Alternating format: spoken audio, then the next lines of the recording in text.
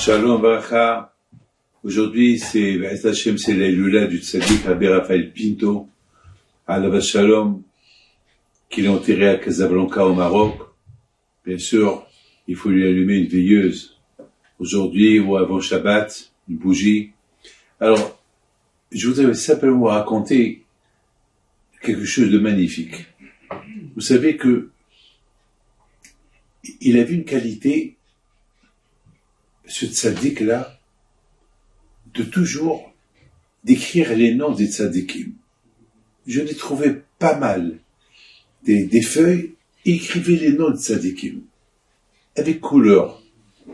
Et j'ai jamais rien compris. Pourquoi il écrivait les noms des tzaddikim, il est coloré. Rabbi Shimon Bar Yochai, Rabbi Elazar, Rabbi David ben Baruch, Rabbi Akiva, des noms des tzaddikim.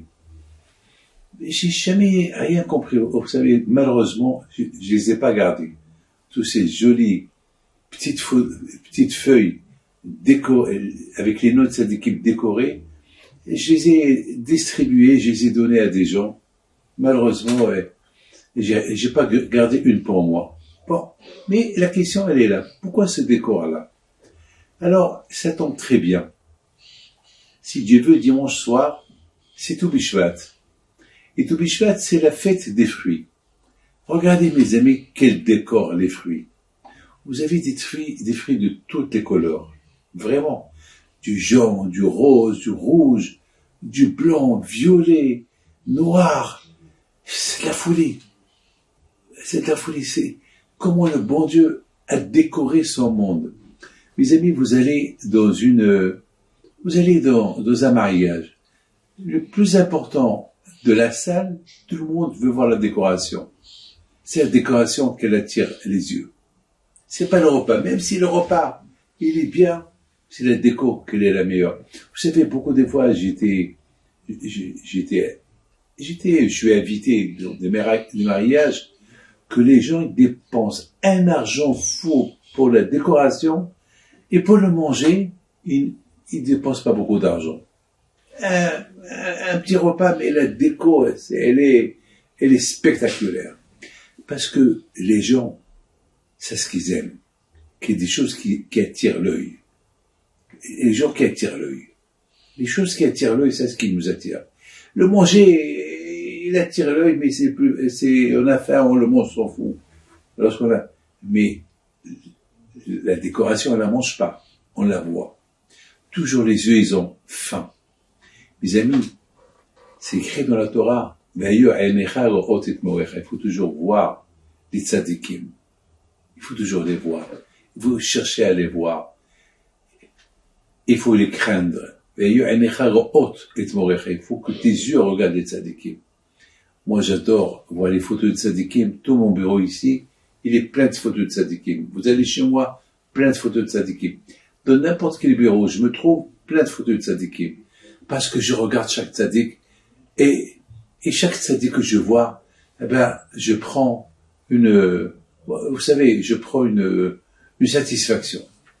Mes amis, c'est la raison pourquoi on fait Tou Bishvat. La raison pourquoi on fait Tou Bishvat, c'est, on dit merci à Hachem. La beauté qu'il a créée dans ce monde-là. La beauté, même les couleurs, de toutes les couleurs, et les fleurs. Vous savez, il y a un arbre, il y a une rue en Argentine, que j'adore passer cette rue-là, lorsque je suis là-bas, en hiver argentin. Parce que là-bas, cette rue, il y a là-bas des arbres, des fleurs violets, des feuilles violets, des feuilles roses. C'est magnifique, c'est de la folie. Vous savez, c'est tellement beau. Et je dis à Hachem, Marabo Ma'asecha Hachem.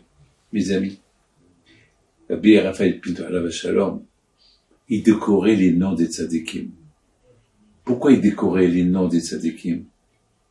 Il écrivait les noms grands en carré, et après il décorait toutes les couleurs. Parce que ces tzadikim, ils ont toutes les couleurs. Les tzadikim, il faut les voir. Lorsqu'on voit un tzadik, on voit dans le tzadik toutes les couleurs. Toute la grandeur d'Hachem, on la voit dans le tzadikim. Rabbi Raphaël Pinto, Alav Shalom, il adorait les tzadikim. Lui-même était un tzadik, mais c'est la raison pourquoi il décorait les noms de tzadikim, pour le réveiller que les tzadikim, c'est une décoration magnifique lorsqu'on s'attache à eux. Une petite histoire de Rabbi Raphaël Pinto. Petite histoire. Lui, bien sûr, le pauvre, c'est moi qui s'est occupé. Jusqu'à maintenant, c'est moi qui s'occupe de lui pour les Kaddish, parce qu'il n'a pas des enfants. Ses enfants, c'est non, c'est voilà. Et j'ai même construit une yeshiva en Angleterre qu'elle porte son nom, et elle porte aussi le nom de son frère, Rabbi Meir Pinto, que ça a eu là, c'est dans un mois. Une fois, et Rabbi Raphaël Pinto, il donnait beaucoup la charité. Les Marocains, aux Juifs, aux Arabes marocains. Il était généreux. Parfois, il y avait,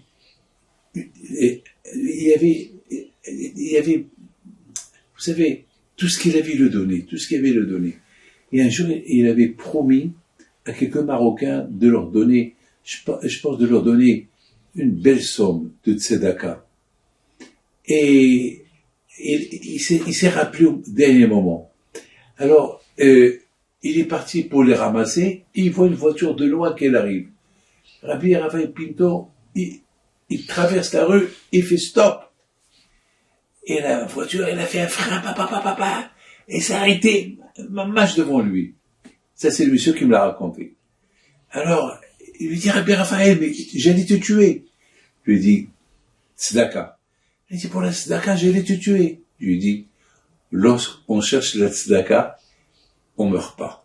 Regardez, bien sûr, non, il faut pas qu'on le fait. Lui, c'est un tzaddik, lui, il pouvait le faire. Non. Lui, il avait un scout. C'est pour vous dire l'amour du prochain qu'il avait. Que ce soit juif ou pas juif. C'était sa qualité. Que Dieu repose son âme en paix.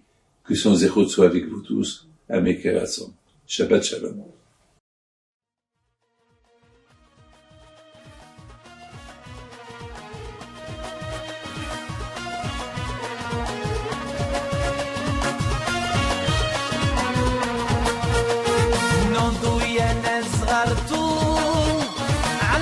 حيم بنتو وقف لنا زي خوتو يا وز خوت